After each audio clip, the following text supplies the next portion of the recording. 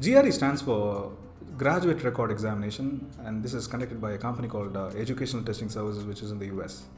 So GRE as a test is used by the American grad schools to evaluate the applicants who are coming from different parts of the world.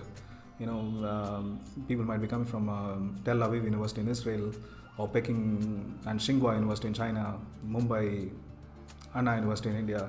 They come from different parts of the world whose educational systems are different, and importantly, the way they award grades might be divergent.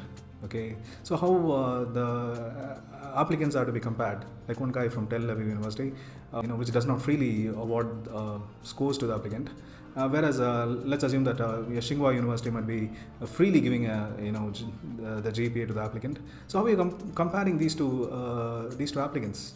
So for that, the American Admissions Committee have used GRE to bring all these applicants to a common page. Okay, so that's the purpose of a GRE. So GRE is an aptitude test. So this has been there from 1930s,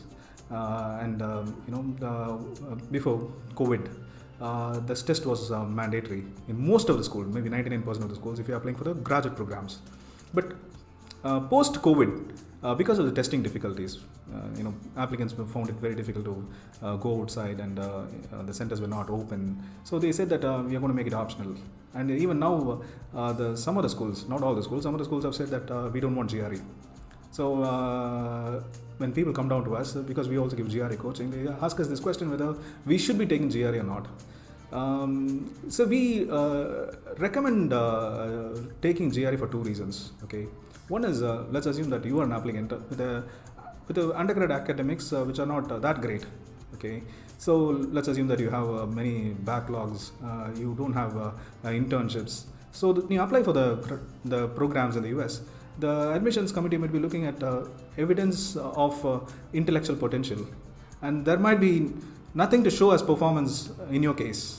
Okay, when you take GRE and when you prove that you're able to get a good score out of 340, okay, the probability of succeeding at a good school is succeeding in getting an admission at a good school is high.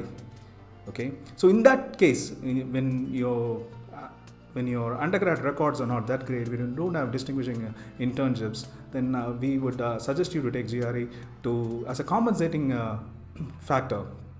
Okay, it'll offset your poor performance. There is a second thing that always comes to our mind when we think of GRE. See, GRE we see as a finishing school. The role of a finishing school in the past was, it smoothens out the rough personality skills, and it allows you to go confidently and integrate yourself into the mainstream society. That was the purpose of the finishing schools. Okay, we see GRE as a finishing school oriented towards work, because in GRE we see three important components. One is that it teaches you to read. Okay, read and interpret from densely constructed passages and reason out from it. Okay, and the second part is that it makes you manipulate numbers, maybe percentages or ratios and proportions or permutations or statistics. Okay, so this skill, the math skill, is very important again to impactfully participate in the workforce. And the third component that it teaches you, or at least it makes you work hard, is the writing skills. Okay, so three things: one math, the other one is it teaches you to read densely constructed passages, and it makes you express yourself in writing. With these skills, you are prepared for entering into the workforce.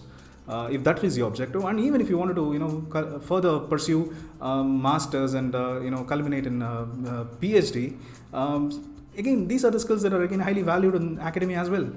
So if you have sufficient time, and if you can take that as a challenge, okay, because you see that it teaches you the key work skills, then we would recommend you to take GRE. Okay, if you're open for these things, then we would definitely ask you to take GRE, because we don't see this test as another poorly constructed test. There are lots of tests which are poorly constructed. There are no learning value. Okay, but this is not so.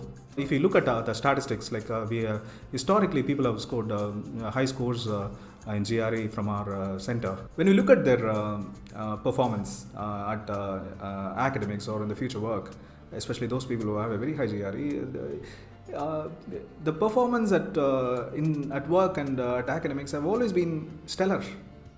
Okay, I'm not saying that because of the high performance in GRE, they were able to succeed in academics or succeed in getting a relevant job.